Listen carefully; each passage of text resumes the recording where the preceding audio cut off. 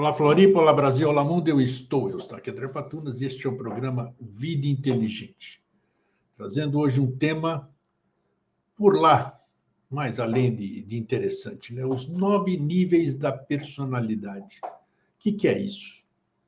Estou curioso para saber também. Eneagrama, níveis de personalidade, eu já li sobre isso superficialmente, mas não entendo absolutamente nada e para cá estou trazendo quem lida com isso, quem trabalha com isso, quem já estudou isso, que vocês já conhecem bem, que é o Paulo Iannuzzi. Como é que você está, Paulo? Bom dia, tudo bem? Como é que você está? Olá, Eustáquio, como vai, querido? Tudo bem? Vamos tocando. Mais uma vez, obrigado pelo seu gentil convite. É sempre um prazer, uma satisfação estar aqui, ainda mais que você nos deixa bastante à vontade. E agradeço a audiência, a vocês todos que estão aí nos assistindo, prestigiando, apoiando esse trabalho. Muito obrigado. Legal, isso aí. Me fala sobre o que são esses 9 níveis. Bom, a primeira pergunta eu já quero, como eu disse, o maior curioso aqui sou eu, né? Eu faço as minhas perguntas para... Mais do que eu não é, não. Então tá legal. Então nós estamos combinando aí. Eu já ouvi falar só sobre eneagrama e tal, mas é uma coisa que não me chama atenção assim para eu ir me aprofundar, para estudar e tal. Mas aí, quando eu vi um trabalho seu sobre 9 níveis de personalidade, e isso, você me desminta se eu estou falando errado, isso está ligado com alguma coisa de origem egípcia ou que era praticado no Egito, e Egito é um negócio que você entende. Então, eu acredito que é por aí que nós devemos levar o foco. Eu estou certo ou não? Isso aí tem alguma coisa a ver com o Egito, os 9 níveis de personalidade? Sim, tem sim. Em verdade, é até mais antigo que isso. Em primeiro lugar, como eu já te disse, não sou a pessoa mais indicada ou versada nesse Vamos tema. lá. Vou colaborar aqui com o parco conhecimento e informação que eu tenho a respeito, que pode ajudar alguma coisa. Assim Já tá espero. bom. Muito bem. Essa questão aí é muito antiga. Tá? Nós encontramos esse respaldo não somente no Antigo Egito, como nas respectivas, em relação às civilizações antigas, respectivas Enéadas dos panteões dos deuses, vamos dizer assim. Então, dentro do aspecto mitológico, nós temos os deuses ou as divindades, né, dentro de uma cúpula, e eles, em verdade, ou melhor, a humanidade, em verdade, expressa, a seu modo, características, virtudes e até mesmo as incertezas, dúvidas e arroubos de personalidade na questão emocional, questão sentimental, que tem uma diferença aí, dos deuses. Tá? Então, nós vemos nos panteões antigos uma miríade de divindades em que uma cúpula de 9 predomina. Nós encontramos isso na Índia Antiga, encontramos isso no Egito Antigo, encontramos isso posteriormente na Grécia, em Roma, consequentemente. Encontramos isso na mitologia nórdico-germânica, entre os vikings, mitologia celta, mitologia pré-incaica e maia aqui nas Américas, enfim. Encontramos isso no mundo inteiro, cada um a seu modo. Mas o processo arquetípico é o mesmo. Então, a humanidade era entendida também como um reflexo da personalidade, entre aspas, desses deuses, principalmente os da cúpula de 9. Tanto que, abrindo particular, em cima disso, paralelo, temos, dentro até da ufologia, o chamado Conselho dos 9. Isso é interessante porque, Paulo, se fala sempre Eu achei interessante isso, porque se fala sempre no 7, né? 7, 7, 7, 7, 7, 7. E agora nós entramos no. E parece que o 9 tem fundamento também, tem muita coisa ligada ao 9, né? Eu vou chegar lá. Porque o Vamos lá. 7 é o número mestre evolutivo. Todo o processo evolutivo de todo o multiverso ou multiversos se dá a nível septenário. Dentro da dualidade, esse processo é septenário. Mas, como apresentamos uma dualidade, o mundo é dual, né? Ou seja, o processo fora do absoluto é dual, essa dualidade se complementa, tá? Formando cada um elemento, somando 7 dá 9. Opa. Então, 9 é um número mestre.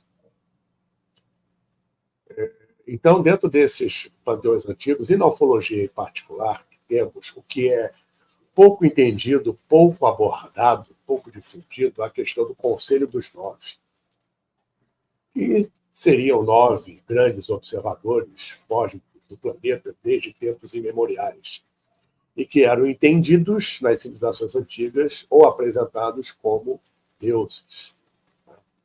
Pelo menos assim eram interpretados esse processo também arquetípico. Tirando essa questão à parte, encontramos, até fiz um seminário sobre isso há alguns anos atrás, encontramos isso em elementos comemorativos até hoje na China, em relação ao Conselho dos 9 e ao Panteão de 9, né? Nós temos uma base egípcia muito forte, muito interessante, que inclusive origina muitos conceitos de filósofos gregos, como eles beberam na fonte egípcia, né?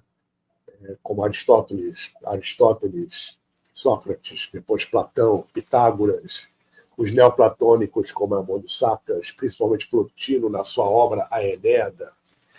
Então temos, particularmente no Antigo Egito, um sistema de 9 deuses, formando Enéadas nos templos principais nas cidades egípcias. Tá?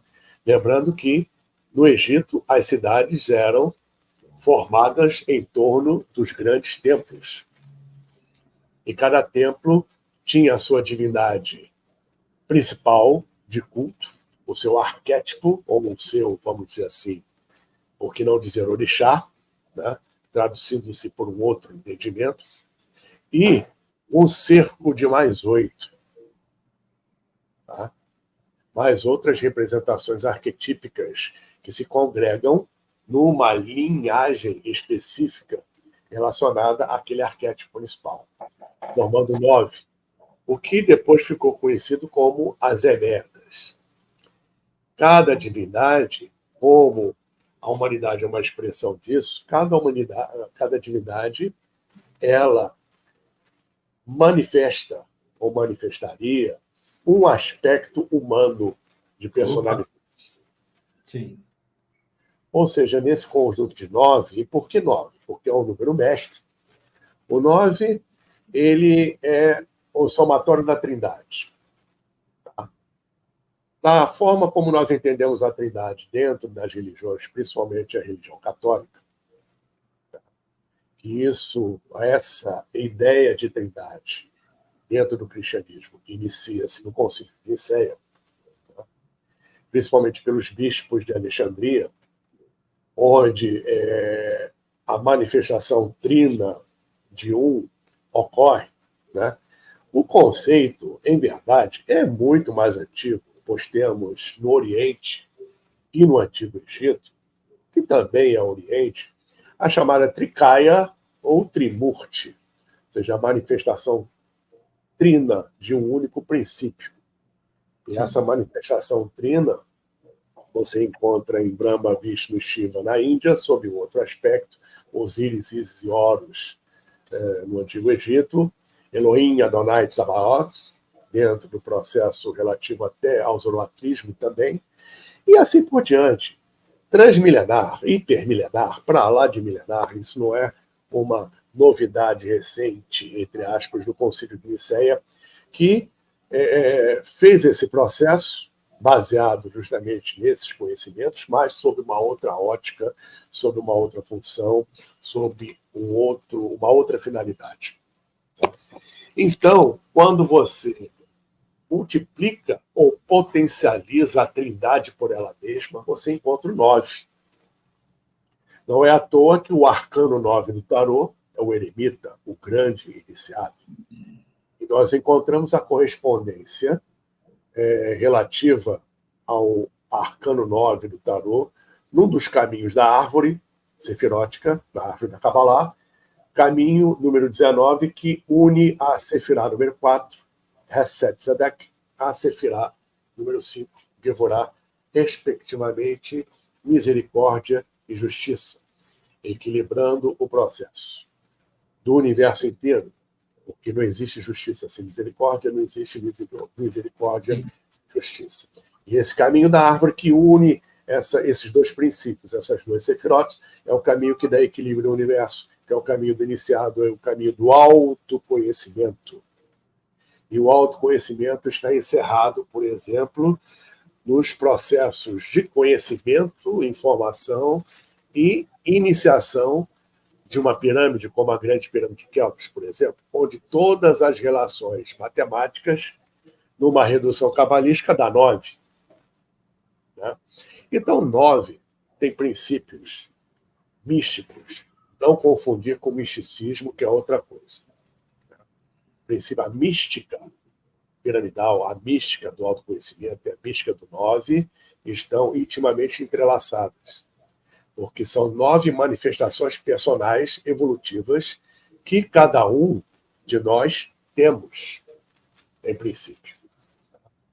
A questão visceral, trina, que se manifesta pelo instinto localizado no abdômen, né? Visceral porque o intestino é o ponto focal disso, o aspecto emocional e sentimental, que está no cardíaco, e o aspecto mental, que está na mente, que se manifesta pelo aspecto cerebral, cada um desses elementos se manifestando de forma trina.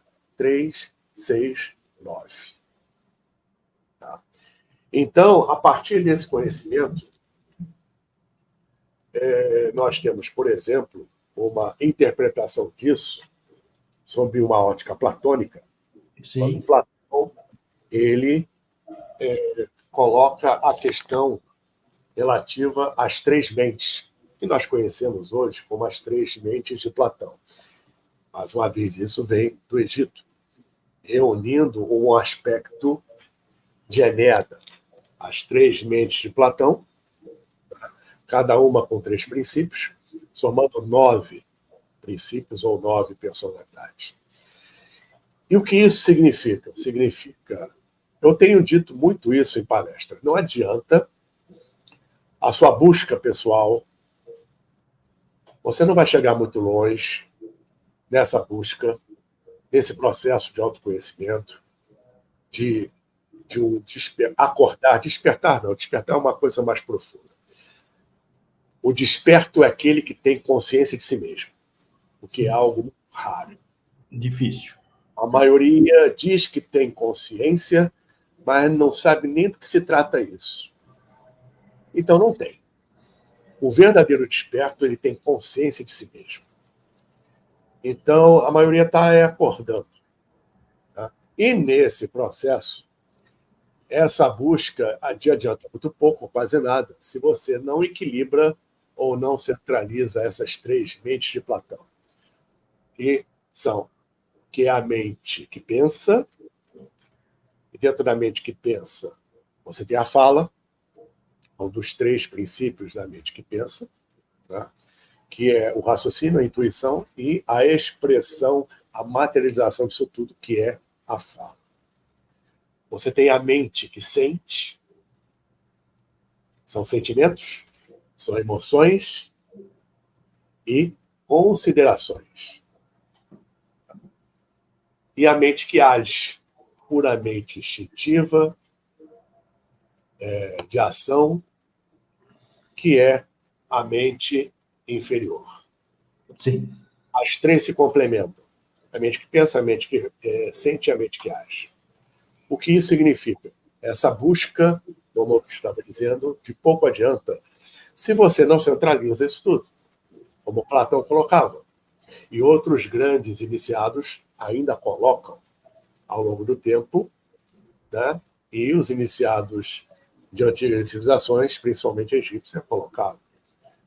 Trocando em miúdos, essa busca não adianta muito enquanto você pensar uma coisa, falar outra, sentir outra e agir de outra. Isso aí. Tá? Ou seja, todo esse processo que se traduz no Eneagrama, ou seja, dos 9 princípios expressos pelos deuses, entre aspas, que está no conceito mitológico, e que é a manifestação personal do ser humano, do seu processo evolutivo, de eclosão consciencial, precisa estar harmônico.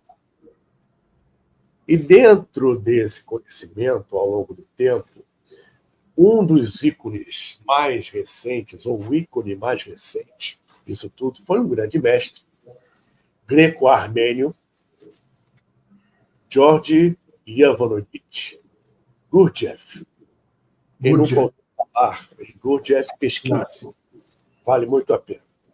O centro desse processo, pelas andanças, viagens, peregrinações que ele fez por vários países, principalmente Afeganistão, mundo árabe, Índia, Rússia, Turquestão, etc., ele acumulou bastante conhecimento de origem oriental, principalmente vinda do Egito, assim como Platão e outros, onde ele chega a várias conclusões e passa adiante nas suas escolas, para os seus discípulos, essa questão relativa fundamental do Eneagrama, que é o autoconhecimento. Isso a gente vê no princípio da mística, no princípio hermético, no princípio esotérico, na melhor acepção da palavra, no sentido oculto, na melhor acepção da palavra, né? Da redescoberta interior rumo à consciência de si mesmo, ou seja, o verdadeiro despertar. E isso se dá pelo autoconhecimento.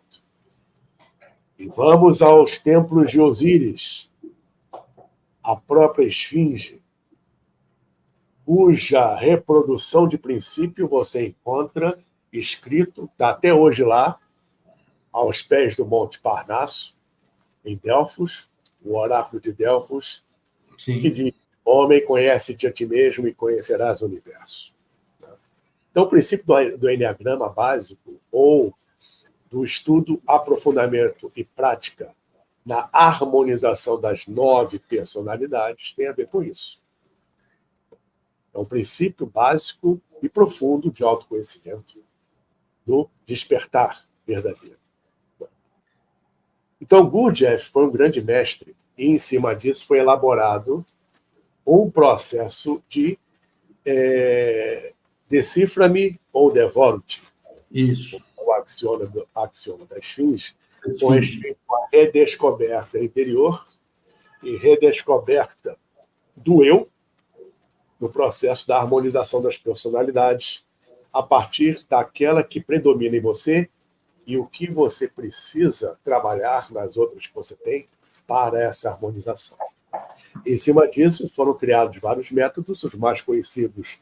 O mais conhecido é justamente a elaboração e a prática em cima do Eneagrama. O Eneagrama é uma figura geométrica elaborada a partir de um triângulo equilátero e depois complementação e outros pontos inscritos num círculo. Tá?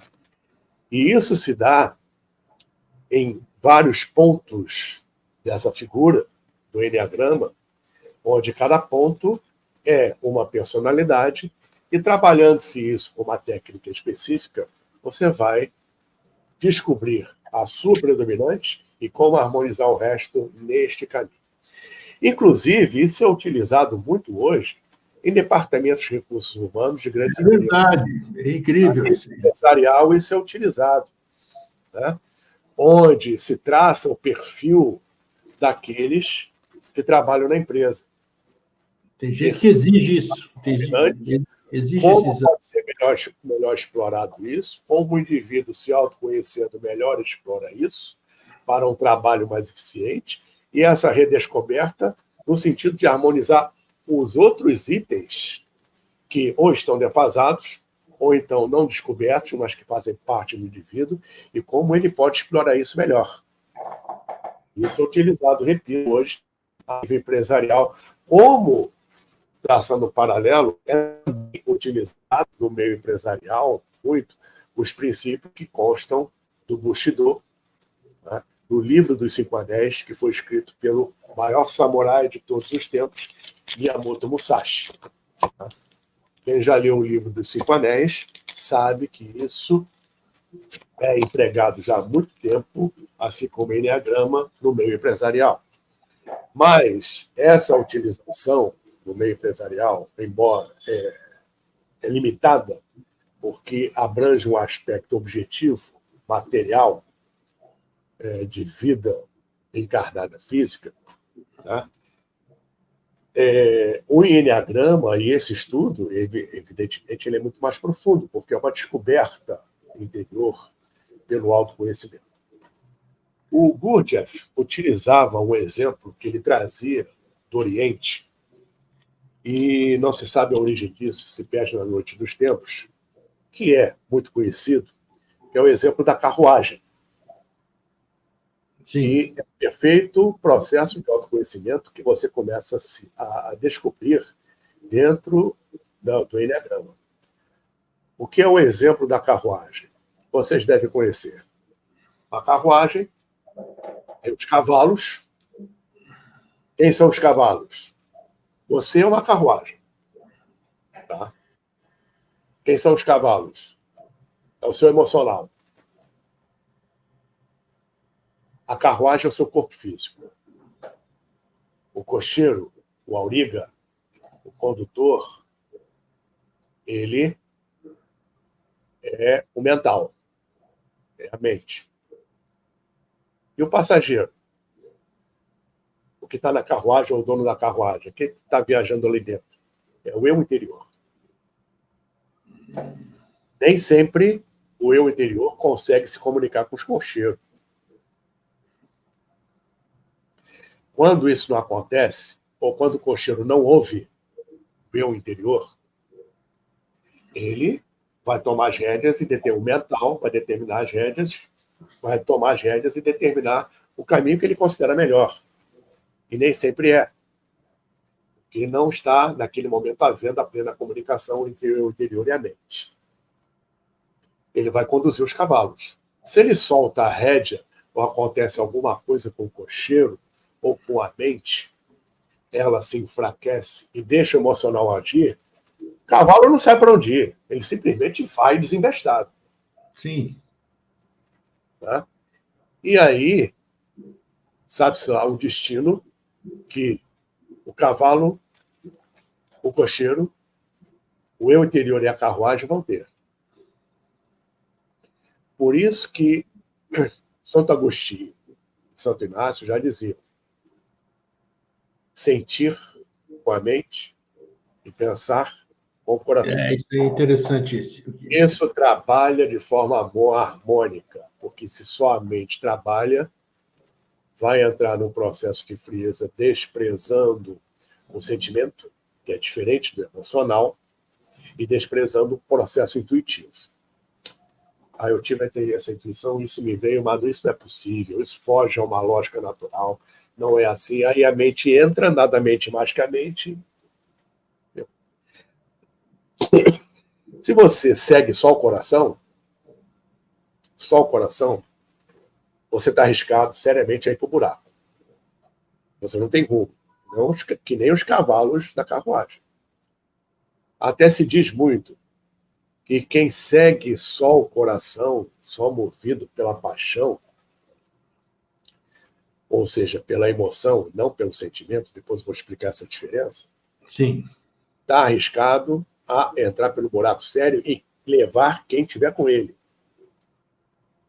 Então é um processo harmônico, não que a mente sobrepuja a emoção ou o sentimento. Os dois trabalham em conjunto. você tem aquela intuição e tem o processo da emoção, a mente chega, não, peraí, tá, vamos fazer isso, mas vamos organizar e planejar o processo. Não pode ser assim de qualquer maneira.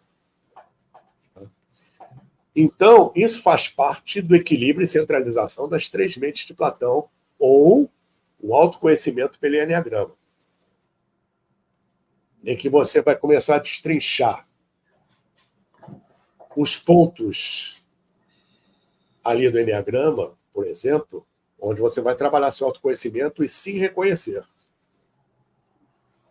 Ou seja, quais são essas 9 personalidades? Exato, é isso que essa que era a minha pergunta agora. O perfeccionista, Tá. o prestativo, o bem-sucedido, aquele de sucesso, o egoísta individualista, né? O questionador, se eu me lembro de todos eles, o observador, Tá. só, né, capta tudo, o sonhador, o imaginativo,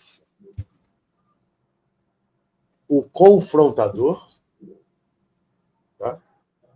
E o pacifista. Cada um tem uma característica, então. E por que esses níveis, o que eles têm que ter? Como você estava falando, é um equilíbrio, como é um conhecimento? Como Tudo é que tem é? os dois lados. Se você tem um perfeccionista ao extremo, você vai entrar em detalhes fúteis que não objetivam o seu processo de desenvolvimento. Extremamente detalhista e perfeccionista.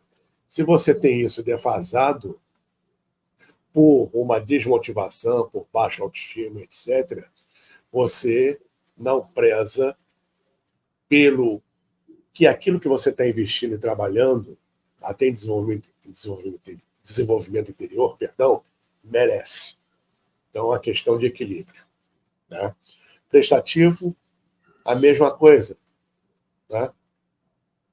Quem não pensa nada nele, só presta serviço, está sempre disponível, isso não é legal. Ao mesmo tempo que isso está em baixa, vai elevar o processo relativo a outro ponto do Eneagrama, que é o egoísmo. Tá? Então, você tem para todos os pontos o bem-sucedido. O bem-sucedido, se ele levar isso de uma forma muito intensa, haja ego, né? Não vai passar nem pela porta. E assim, sucessivamente, tem o individualista, o excesso negativo, o excesso positivo sempre vai prejudicar para todos os outros aspectos que são nossos, são aspectos nossos de personalidade. Então, os antigos, por exemplo, entendendo os deuses que, segundo os mitos, se manifestavam dessas formas diferenciadas, é uma forma de você entender a si mesmo, o ser humano, e o que você passa. Eu costumo dizer que a mitologia de ontem é o Midivan do analista de hoje. Só que de uma outra forma, Claro. especialmente a nível coletivo, e bastante eficiente, né? Guardadas, obviamente, as devidas proporções. Não é verdade? Então, qual o ponto de equilíbrio aí? Primeiramente, mente e emoção. Emoção e sentimento. Qual diferenciação que se faz entre emoção e sentimento? O aspecto evolutivo, eclosão de consciência e iniciático.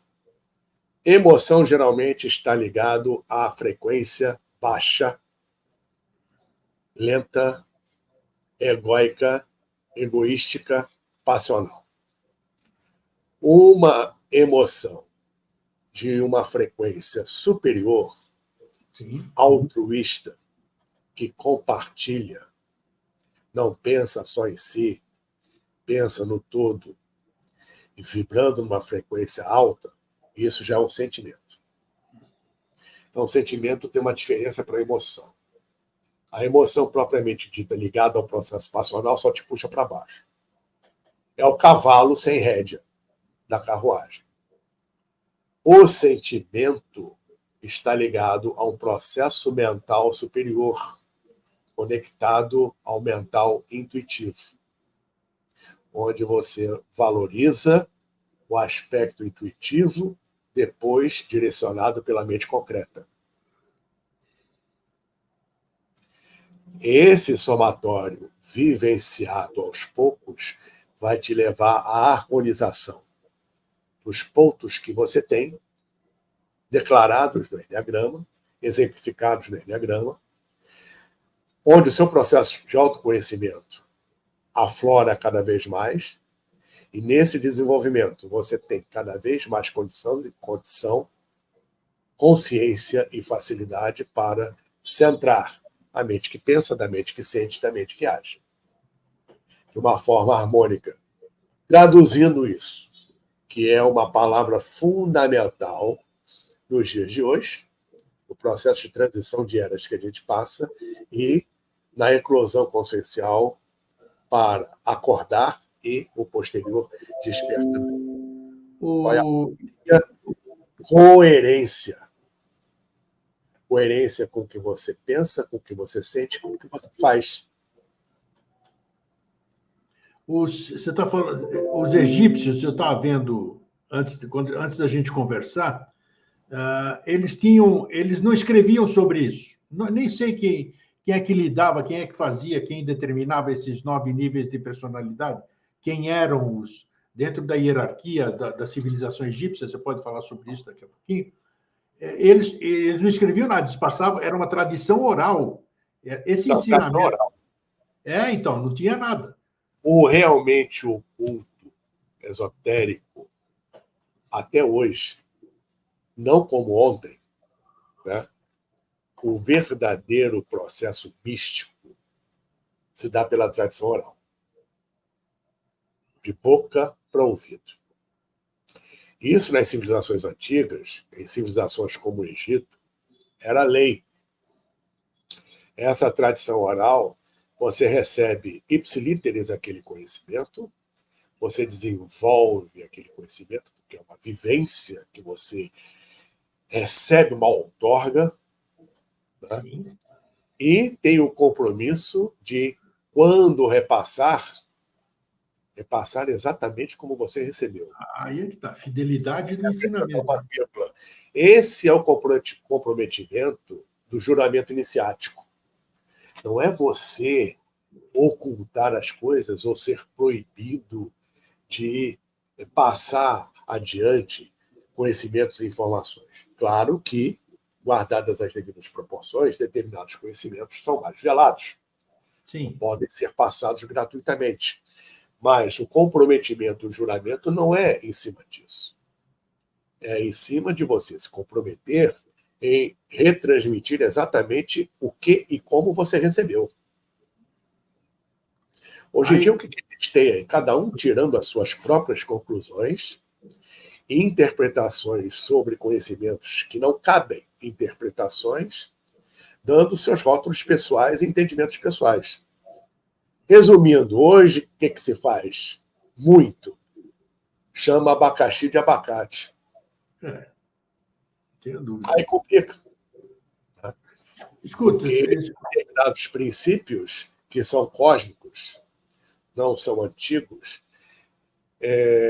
ou melhor, são antigos, mas não são velhos, não são ultrapassados, são atemporais, são deturpados por conta disso. Sem dúvida. Por falta desse comprometimento. Que compromete o autoconhecimento e compromete a verdadeira consciência de si mesmo. Você que conhece bem o Egito aqui, o Egito, eu considero, eu que sou um ignorante em Egito, vamos dizer, era uma civilização, se isso aqui existe, posso até estar falando besteira, era uma civilização iniciática, digamos assim. Excelência. Por excelência. Não é, porque não era uma civilização comum, como é a nossa aqui hoje. Por excelência. Não só foi uma civilização comum, eles parecem que cultuavam um desenvolvimento diferente de todas as outras contemporâneas a ela. Se você avaliar bem as civilizações, a única que tem essa particularidade também própria é a Índia Antiga e o Tibete. Se você observar, mesmo assim, existem princípios comuns. Sim. O Antigo Egito destoa muito das outras. E uma civilização que durou por tanto tempo, nada somente físico perdura. Então, o processo iniciático lá era muito forte, Com a certeza. valorização que realmente era cósmico, universal e divino era enorme. Não existia para o egípcio diferença entre o sol, entre uma divindade, entre um princípio divino e um lápis, ou qualquer outro objeto material. Para eles, eles entendiam e vivenciavam isso, tudo vinha da mesma fonte. É claro que isso não é uma constante, uma civilização que dura muito tempo é composta de altos e baixos, de Sim. seus próprios reveses e principalmente de seres humanos, onde existem, obviamente, gente de todo tipo. Mas o princípio básico, padrão que movia a sociedade egípcia era por demais nobre e iniciática, Não repito, tenha por dúvida. excelência. Tanto é que eles tinham até o interessante, que por isso esse tema que a gente está falando hoje, os níveis da personalidade, que faziam parte desse interesse, mas eles tinham uma predileção pela, pelo mistério, não sei se eu posso chamar de mistério, da morte, né? Eles cultuavam, eles sabiam, Não, era como se eles estivessem do lado de lá, tivessem vindo para cá, e tinha todo aquele ritual para voltar. É interessante esse aspecto da civilização egípcia. em verdade, isso leva a um conceito que ainda predomina dentro da egiptologia, dentro da ciência, em que o egípcio só pensava na morte, ou cultuava a morte, ou que grande parte da sua cultura era voltada para isso. Mas Os egípcios adoravam a vida, era um povo festeiro pra caramba. Todo o processo que encontramos relativo à mumificação e embalsamamento, além-túmulo, etc., é para celebrar a vida, porque eles não distinguiam a morte como nós distinguimos. eles não viam como a Para gente vê. eles, a vida tinha uma continuidade e Perfeito. tinha uma forma de pensar, como muitos outros antigos também, bem diferente do escopo materialista, objetivo, lógico e racional que a gente tem hoje. Né? Por exemplo, para o egípcio antigo era muito natural uma pessoa, mesmo encarnada e principalmente no além-túmulo, se manifestar em vários lugares ao mesmo tempo. Era normal, você está falando? Ou seja, era normal eles pensarem isso. Para eles, isso não era Exato. absurdo. Tá. Para hoje, para a nossa forma ocidental, principalmente, de pensar, e principalmente dentro da ciência ortodoxa, empírica, é uma coisa impossível, impensável, porque não abre leque para outras possibilidades, onde o egípcio, como outras civilizações antigas, era místico por natureza. Lembrando que místico é uma coisa, misticismo é outra. Outra, sim. Né? Então, o aspecto iniciático, ainda mais transmitido de boca para ouvido, é muito pouco entendido hoje, ainda. Alguma coisa ainda é salvaguardada por algumas escolas de mistério, sociedades secretas e a parte esotérica de religiões. Tá? O que a ponta do iceberg, que todo mundo conhece, é muito pouco e, em grande parte, distorcido. Só para você ter uma ideia, vamos falar em linha de tempo, a nível cronológico, Tá. que o Antigo Egito realmente é impressionante. Primeiramente, já é consenso na arqueologia e na egiptologia especificamente, que o Egito, assim como algumas outras civilizações antigas, são mais antigas do que até pouco tempo se aceitava, em termos cronológicos. Isso é uma coisa. Segundo, o que é mais impressionante no caso egípcio. Eu citei isso essa semana. Cleópatra a famosa Cleópatra VII, filha de Ptolomeu VI, a Cleópatra de Júlio César, Marco Antônio, etc., de 46 a.C., né? Famosa Cleópatra. Ela, ainda Egito, está cronologicamente mais perto de nós do que dos seus antepassados, embora não fossem antepassados dela, porque ela é de linhagem grega, mas estava no Egito. Ela é mais próxima cronologicamente de nós, século XXI, do que das primeiras dinastias do Egito. As primeiras dinastias do próprio Egito, que ela foi rainha, estão mais longe dela no tempo do que ela para nós. Tá bom para você? Não é estranho, vamos dizer.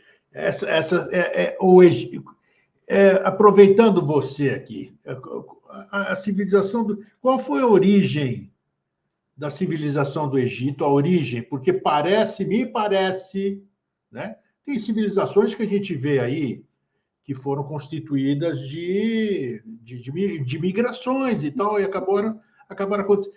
A egípcia, a meu ver, assim, pela minha leiguice, digamos assim, era uma coisa como se fosse colocada aqui, ou vamos viajar na elucubração.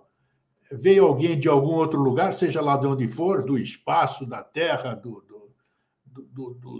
tempo, sei lá o que, veio aqui, estabeleceu todo esse conhecimento, fez essas questões aí de personalidade, mas muita coisa que, se você for estudar o Egito, você já estuda muito, você vê que todas as ciências praticamente estão inseridas dentro da civilização egípcia ou de tudo que eles mexiam. Né? Até pelo menos a impressão que dá é essa, né? Que eles caíram de paraquedas ali, vindo sabe-se lá de onde, né? Uma civilização pronta. É a impressão.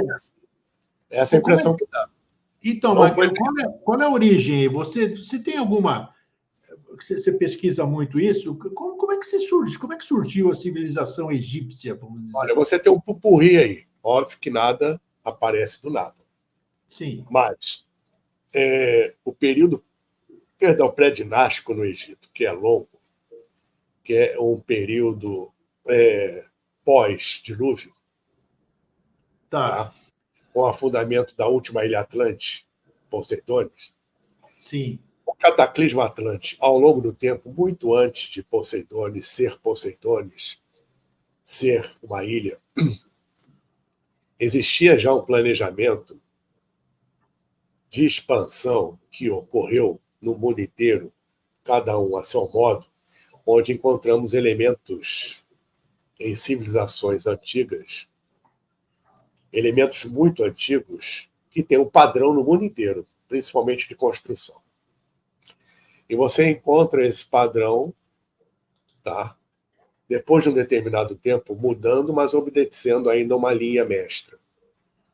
Então, um dos lugares principais para onde cientistas, grandes sacerdotes, grandes autoridades da Atlântida foi para o Egito, para o Vale do Nilo, que nessa época, vamos dizer assim, pré-dinástica, e antes até do período pré-dinástico, já existia, não digo colonização, mas uma ocupação ali com o povo local, num período que nem o deserto existia. Ainda era Campo Verde. Tá?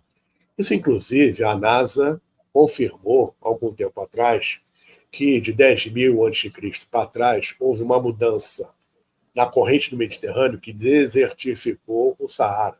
Sim, já li sobre isso, um estudo. Tá? Ou seja, bem provável, para mim é certo, particularmente, que as pirâmides e a esfinge e outros elementos, no caso do Egito, foram erguidos bem antes da civilização egípcia propriamente dita. Perfeito. Campos verdes e florestas, assim como aqui nas Américas e não no deserto. Então, acham navios no meio do deserto, né? Sim, isso que eu ia falar. Antes daquilo se desertificar, a água cobriu. Tanto que você encontra elementos de fauna marinha, conchas, etc. e tal, no alto das pirâmides e na esfinge. Ele já ficou debaixo d'água. Não somente ficou debaixo d'água, como já foi comprovado que a erosão que a esfinge apresenta é pluvial, ou seja, uma chuva torrencial que durasse 1000 anos seria a única responsável por por proporcionar a erosão que a esfinge apresenta. Se você diluir esses 1000 anos de chuva torrencial em vários anos, né, você tem uma era inteira praticamente.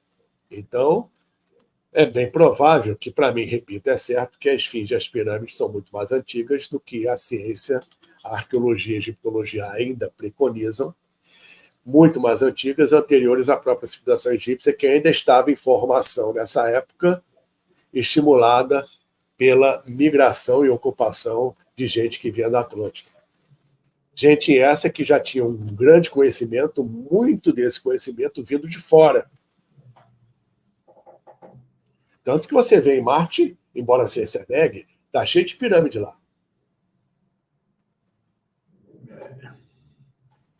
Tem, não só como no planeta Terra também, pelo planeta então, esse inteiro. conhecimento ele vai se acelerando, de tal forma que a impressão que dá, e realmente é quase isso, né, que não houve um desenvolvimento gradual, lento, do paleolítico ou neolítico para uma civilização que, em pouquíssimo tempo, era mestra em construção, engenharia, arquitetura, astrologia, medicina, magia, botânica, tudo. Matemática, então, nem se fala. Ou aspectos tecnológicos que nós já vimos aqui numa live anterior, que ultrapassa o que temos hoje e o nosso entendimento. Exato. E cada dia nós vamos descobrindo coisas assim que não se... Cada dia tem mais descobertas. Uma vez, como já foi dito aqui, 60% ou um pouquinho mais do Antigo Egito ainda está debaixo da areia. Com certeza. A gente vê aflorado é 40%. Eu mandei para você, você viu, né? Eu mandei para você, você tem tudo, mas eu mandei para você um dia desses. Sim, é sempre bom.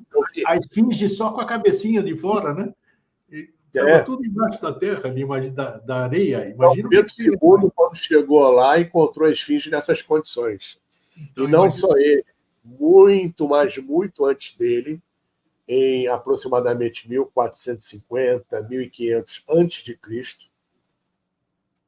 o faraó, o que veio a ser faraó Tutmés IV, já tinha encontrado a esfinge nessas condições. Olha só. Tá vendo? Só com a cabeça de fora. É um mistério. Ele, ainda jovem, não era o primeiro na linha de sucessão, né? Ele estava em viagem e resolveu, lá com o séquito dele, resolveu tirar uma soneca à sombra da cabeça da esfinge. Aí ele sonhou com a esfinge falando com ele. Ele disse: se você me livrar da areia que me cobre, eu te farei faraó. Ele acordou, tinha lá seus 16, 17 anos, todo empolgado, foi falar com o pai, né? E o pai dele, o faraó Tutmés III, se não me engano, ou Amenhotep II, acho que foi Amenhotep II. Ele chegou: tá bom, filho, vai lá, pega uma equipe lá, pega uns operários lá, vai se divertir no mês. Ele foi lá, teve um trabalho enorme, retirou toda a areia, até construir um muro de contenção. Tá? E o tempo passou, quem estava à frente na linhagem de sucessão não pôde assumir, um morreu, o outro não vingou, enfim, acabou que ele foi faraó. A esfinge cumpriu o prometido, faraó Tutmés, ou seja, o dileto de Tot, que é o que quer dizer Tehutmés IV. E entre as patas da esfinge existe uma estela, uma lápide de pedra, com um texto hieroglífico contando o sonho de Tutmés. Interessante, né? Interessante. Ô, Paulo, foi bom a gente falar sobre toda essa questão inerente ao Egito, onde eu quero focar agora na nossa reta final, Sim. eles eles, entre outras coisas que todo mundo sabe, todo mundo adora, assiste na National Geographic, Discovery Channel, todas aquelas coisas do Egito maravilhosas que vão se descobrindo, nós vamos passar gerações e vão estar descobrindo coisas lá. Onde entra realmente, onde começa, vamos dizer, essa questão egípcia de se começar a pensar nessas questões dos níveis de personalidade, nessas questões mais conscienciais. Qual é o momento e quem era que fazia aquilo? Dentro da hierarquia egípcia, dentro do dia a dia egípcio, existia alguma escola egípcia assim, de mistério, alguma coisa assim? Como é que era isso?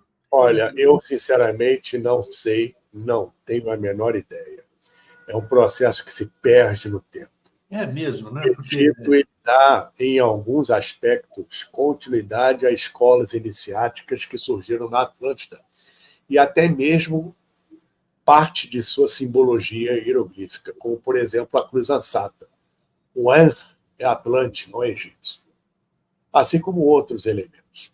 Então, elementos de algumas escolas de mistério egípcias, principalmente as das primeiras dinastias, vindas do período pré-dinástico, tem uma origem atlântica, tem uma origem anterior, que, a seu modo particular, se perpetuou, né? Principalmente no reinício do processo, após a unificação das duas terras, pelo faraó Narmer, depois conhecido como Merenés ou Menés, que em verdade quer dizer Manu, um Sim, grande. isso. Muito bem. Então, o que eu posso dizer para você, que é algo que não é completamente certo, mas existem indícios que isso vem da antiga escola Olho de Horus, que passou em continuidade com o princípio que a Imhotep compilou e deu prosseguimento com respeito ao que se conhece hoje como os livros sagrados de Thoth, que são a base do hermetismo, compilados séculos mais tarde pelos gregos, Sim. pela obra de Hermes Trismegistus. Os princípios herméticos, onde você tem, a partir daí, as leis do Caibalion, Tábua de Esmeralda, Corpus Hermético, embora a Tábua de Esmeralda seja anterior, vem dos livros sagrados de Thoth, que são da época da pirâmide de Saqqara, a pirâmide escalada, né? Ou seja, uma coisa bem antiga, que, por sua vez, vem da Atlântida. Então, esses princípios relativos aos 9 deuses e ao processo refletido na humanidade como as 9 personalidades, pode ter origem nessas escolas de mistérios, onde, aí vou puxar um pouquinho a brasa, a Pilares de Hermes fez parte. A Pilares de Hermes para os mistérios esteve dentro desse contexto em 3.254 a.C. e voltou ao plano físico sob meu intermédio em 1996. Fez parte desse processo.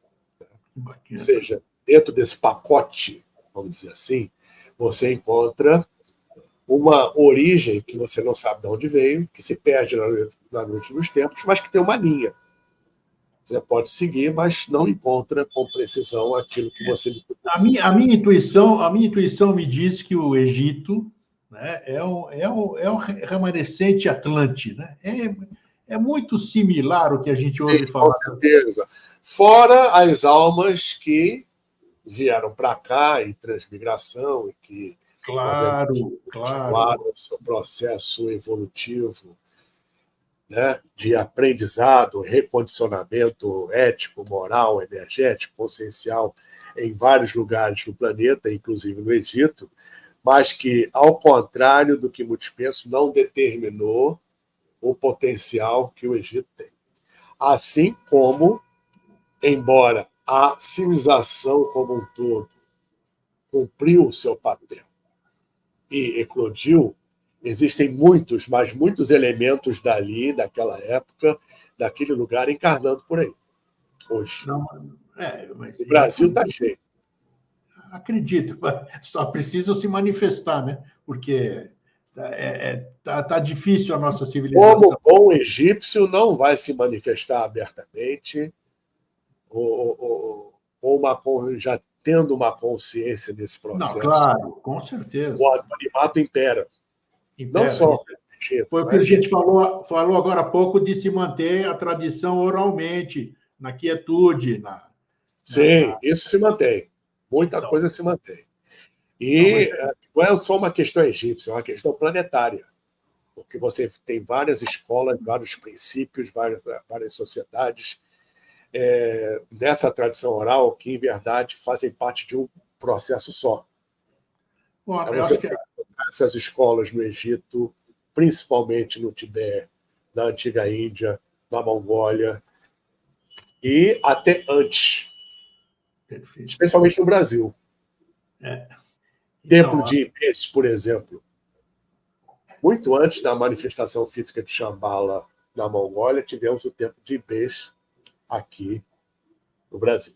então, teve. Então, por isso, de uma forma ou de outra, somos todos remanescentes dessa época.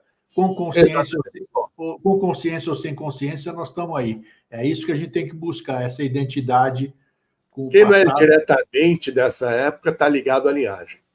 Não tenha dúvida. Não tenha dúvida. Acho que somos farinha do mesmo saco, isso é indubitável. Uns com melhor qualidade, outros sem, outros ainda não foram lavados, outros ainda não foram ceivados. Então é isso. Paulo, foi legal a gente falar. Obrigado, querido. Foi um prazer com você. É bom a gente buscar fazer questionamentos para a gente tentar ter uns insights, né? Como eu disse que nós somos todos remanescentes, então essas conversas, esses assuntos aí, muitas vezes podem nos trazer, aflorar nossas memórias, né? Ancestrais, sim, claro. nessa caminhada. Mas questionar o tempo todo. É verdade. Não acreditem no que eu falo, no que eu no que todo mundo fala, prega, no que você lê, o que o outro escreve, no que você ouve. Analise, estude, assimile. Conteste, vá buscar. Isso. O que funciona para você e tenha a sua própria experiência, tire suas próprias conclusões. Faço suas as minhas palavras. É isso aí. Paulo, obrigado, meu querido irmão, mais uma vez. Eu que agradeço, querido. Até uma Muito próxima. obrigado a você, obrigado a todos que estiveram conosco. Que Deus abençoe a todos nós abundantemente. Namastê. Muito obrigado. Fraterno abraço, até mais.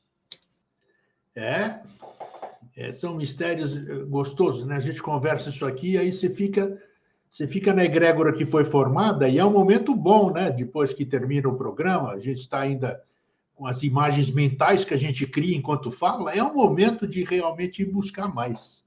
Aproveitar esse momento que eu disse, da intuição, de que nós vivenciamos, quando a gente fala, a gente revivencia aquilo lá.